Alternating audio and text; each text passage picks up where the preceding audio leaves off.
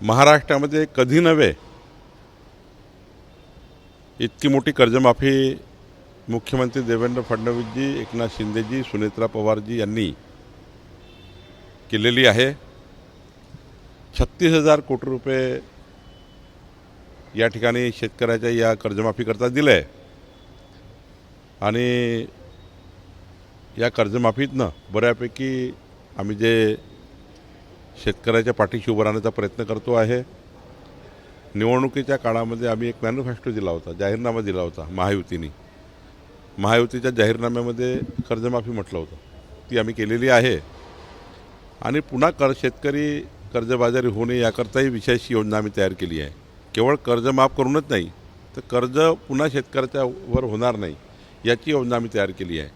मला असं वाटतं की जसं जसं आपण पुढे जाऊ तसं पुन्हा अजून या ठिकाणी शेतकऱ्याच्या पाठीशी सरकार आहे, ते राहणार आहे आणि खंबीरपणे आम्ही शेतकऱ्याच्या पाठीशी उभे आहोत। इंडिया आघाडीच्या दिल्लीत बैठक सुरू आहे, त्यामध्ये तामिळनाडूचे द्रमुक आणि टीव्हीके या दोन्ही पक्षांनी दांडी मारली। आप आणि झारखंड मुक्ती मोर्चाची बैठक महाराष्ट्राचा विचारा, दिल्लीचा कशाला विचारता मला, हे बोंडे साहेब बोलतील आपल्याला। राज ठाकरे इंडिया आघाडीत सहभागी व्हायचं असतं त्यांनी उद्धव ठाकरेंशी बोलतील, संजय राऊत त्यांनी वक्तव्य केलंय। जर चर्चा केली त्यांनी स्वतःची भूमिका प्रस्ताव ठेवू असं संजय राऊत। तर संजय राऊत काय बोलले ते राजसाहेब ऐकतील, राजसाहेब काय बोलते संजय राऊत ऐकतील, त्यामुळे मी त्यात काही बोलणे योग्य नाही। बच्चूकडून असं म्हटलं आहे की देवेंद्र फडणवीसांचं प्रमोशन व्हावं, देवेंद्र फडणवीसांचं जर प्रमोशन झालं तर एकनाथ शिंदे मुख्यमंत्री होतील। असं आहे की आज तर मॅन्डेट महायुतीला जे मिळालं आहे 51.78% मतं घेऊन भारतीय जनता पार्टी, शिवसेना आणि राष्ट्रवादी एकत्र आहोत आणि आता तर 217 आमदारांची सर्वात आतापर्यंतची सर्वात मजबूत सरकार आहे। त्यामुळं देवेंद्र फडणवीसजींनी दिल्लीत जावं हे निर्णय करण्याचे अधिकार काही कुणाला नाही आहे। शेवटी देवेंद्रजीच महाराष्ट्राचं एक कर्तृत्ववान आणि या राज्याला विकसित महाराष्ट्राचा संकल्प करून आपलं राज्य हे देशातलं अव्वल राज्य करण्याचा निर्णय देवेंद्रजींनी घेतला। देवेंद्रजीसारखा अष्टपैलू कर्तृत्वाचा धनी नेता महाराष्ट्रामध्ये आहे, त्यामुळे आज तरी मला असं वाटतं की असा कुठलाही निर्णय कोणी करण्याचा विचार करू नये। मला तर वाटतं की देवेंद्रजीच्या नेतृत्वामध्ये एकनाथजी आम्ही सर्व लोक चांगल्या पद्धतीने काम करतो आहे। असे गावागावामध्ये खडे फोडून मुख्यमंत्रीपदावर बोलून त्यांनी कुणी या ठिकाणी अशी आपल्या भूमिका व्यक्त करू नये आणि शेवटी प्रत्येकाला वाटतं आपल्या पक्षाचा नेता मुख्यमंत्री झाला पाहिजे, त्यामुळं त्यांना तशी बोलायची सवय आहे। पण हे सांगतो की महायुतीमध्ये सर्व मताने, एकमताने आणि सर्व समावेशक भूमिका घेऊन देवेंद्र फडणवीसजी हे राज्य पुढे नेता आहे आणि त्यामुळं राज्याचा एक चांगला सर्व बाजूने विकास देवेंद्र फडणवीसजी करताय। त्यामुळं आपापल्या पक्षात आपल्या भूमिका मांडल्या पाहिजे। काही भूमिका अशा असतात त्या आपल्या पक्षनेत्याला विचारून मांडल्या पाहिजे। कुणाला काही बोलायचं असेल तर पक्षनेत्याला विचारून बोललं पाहिजे। असंच समन्वय समिती ठरलं आहे। समन्वय समितीमध्ये जे ठरलं ते सर्वच लोकांनी पाळलं पाहिजे, भाजप, शिवसेना आणि राष्ट्रवादीच्या लोकांनी। कुणी पाळत नसेल तर त्यांचे नेते त्यावर चर्चा करतील। विधान परिषदेची निवडणूक सुरू आहे, बाजुरे यांचा अर्ज जो आहे तो बाद झाला। बाजुरे यांनी असं म्हटलं आहे की सर्वांनी मिळून, काँग्रेस, भाजप आणि वंचित या सर्वांनी मिळून माझा उमेदवारी अर्ज बाद करण्यासाठी कारस्थान सुरू होतं। मला हे सांगा की बाजुरिया कुठं उमेदवार होते, कुठं आले, अर्ज बाद झाला त्यांच्यामुळे झाला, काय संबंध आमचा आहे की आम्ही निवडणूक आयोगाचे टप्पे मारले का? काही बोलतात। प्रवीण पोटे हे आत्तापर्यंतच्या सर्व निवडणुकीचा इतिहास तोडून निवडून येणार आहे आणि त्यामुळं कोणी असा विचार करू नये, कोणी लढलं असतं कोणी तरी प्रवीण पोटेच हे प्रचंड बहुमताने विजय झाले असते। कशाला त्या ठिकाणी या गोष्टी आता करायच्या? बाद झाला। गेल्या वेळी प्रवीण पोटे यांना काँग्रेसचे जे 117 मतं होते त्यापैकी 100 मताच्या वर पद। मी सांगितलं ना की प्रवीण पोटे हे सर्व इतिहास तोडून, सर्व इतिहासाचे विक्रम मोडून निवडून येतील। तसे ते कलाकार व्यक्तिमत्व आहे, त्यामुळं त्यांना काही सांगायची गरज नाही, मला काही सांगायची गरज नाही।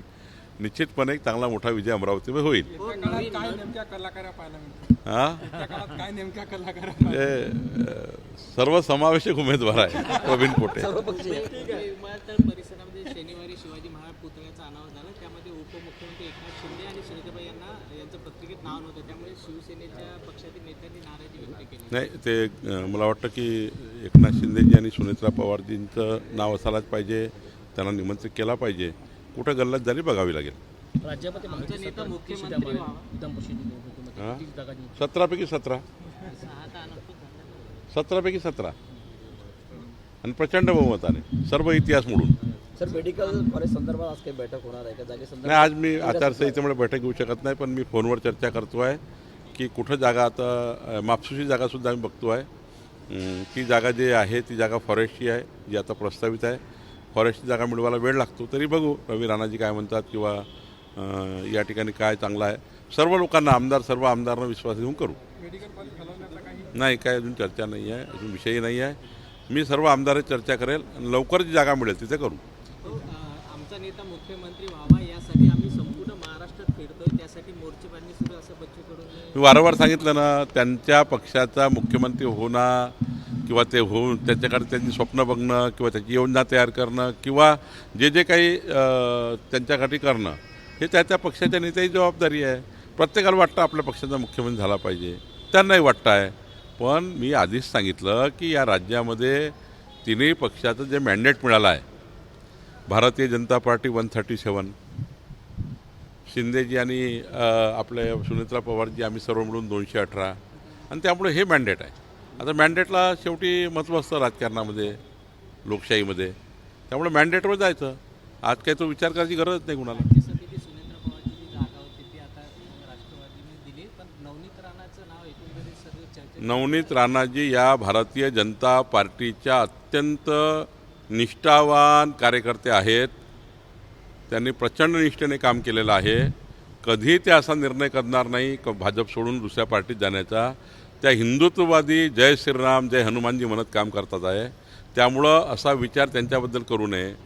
काही सदिच्छा भेट कुणाची झाली असेल ती भेट होत राहतं. मी आता पुष्कळ अपोजिशनच्या आणि सत्ताधारी पार्टीच्या लोकांशी रोज भेटतो, याचा अर्थ असा नसतो. त्यामुळं नवनीत राणा या कधीही भाजप सोडू शकत नाही. पक्का हिंदुत्ववादी आणि जय श्रीराम म्हणत आपलं काम करणारे नेते आहेत. त्यामुळं मला असं वाटतं त्यांच्याबद्दल असा संभ्रम कोणी तयार करू नये. सर शेवटचं नवनीत राणा या जर शिंदे सेनेत आल्या तर त्याचा स्वागत करतो. मी तुम्हाला सांगतो जायची गरजच पडत नाही. मी तुम्हाला सांगतो नवनीत राणांना कुठं जायची गरज पडत नाही. त्या भारतीय जनता पार्टीच्या राष्ट्रीय नेत्या आहेत. त्यांना देशामध्ये अनेक ठिकाणी त्यांच्या प्रचाराची मागणी आहे. इतकं मोठं वलय आहे, इतकी मोठी पार्टी आहे, जगातली सर्वात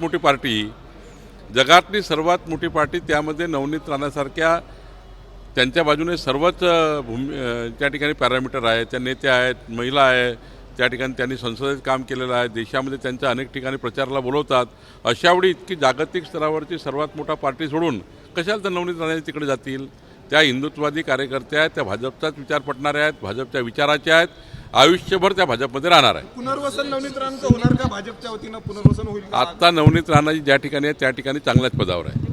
त्यांचा मान सन्मान हा भारतीय जनता पार्टीमध्ये उच्च स्तरावर आहे. त्यामुळे कुठलं पद असलं की नसलं, मागच्या वेळी लोकसभा लढल्या काही मताने हरल्या, पुन्हा निवडून येतील. माझं काय म्हणणं आहे, एकाच वेळी निवडणूक हरलं म्हणून काही सर्व संपलं का? अजूनही त्यांचा मान सन्मान तेवढाच आहे भाजपमध्ये जेवढ्या खासदार होत्या. त्यामुळं आताही तेवढीच इमेज त्यांची दिल्लीमध्ये आहे. आमचे सर्व वरिष्ठ नेते आणि राज्याचे मुख्यमंत्री देवेंद्र फडणवीसजी त्यांना आताही खासदार मानतो आम्ही. खासदारच्या कमी आम्ही कधीच मानलं नाही. आणि त्यामुळं पद मिळालं की नाही मिळालं, मिळेल की नाही मिळेल, यामध्ये नवनीत राणांचे लक्ष नाही आणि आमचे लक्ष नाही. त्यामुळे त्यांच्या ज्या दिवशी पक्ष विचार केला योग्य विचार होईल.